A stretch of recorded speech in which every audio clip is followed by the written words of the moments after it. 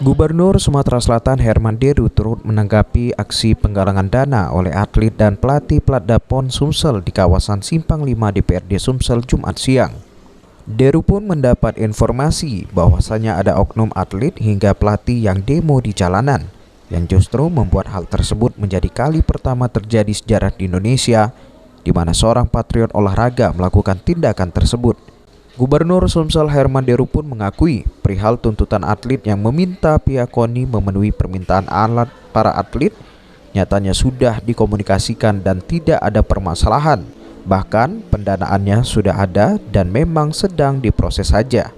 Deru pun membuka pintu selebar-lebarnya kepada patriot olahraga Sumsel, baik itu para atlet maupun pelatih, untuk tidak sungkan melaporkan permasalahan secara langsung ke gubernur jika ada hal-hal yang dibutuhkan.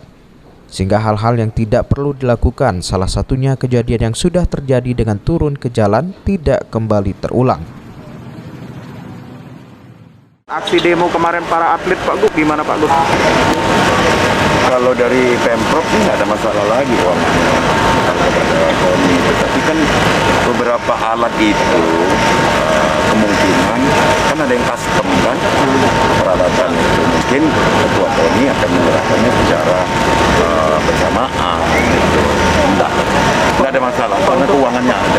Tapi yang jelas yang atlet tadi keuangannya nggak ada masalah, hanya mungkin distribusinya benda karena barang kan ini, karena barang selama ini kan kecuali uang pelatihan dan lain-lain, selama ini kan uang saja, ini barang mau dikasih juga barang, jadi ini tambahan kan kita. Tanya dengan ketua KONI lah. Kalau duitnya tidak ada masalah untuk dapat barang.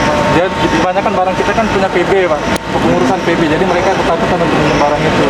Itu dari nggak ada ketakutan, harusnya ya bukan ngadunya di jalan, ngadunya ke gubernur datang. Kalau ada persoalan dengan KONI, ngadunya ke gubernur atau ke DPR, bukan ke jalan. Itu ciri kesatriaan atlet. Makasih Pak. Okta Alfarisi, PAL TV.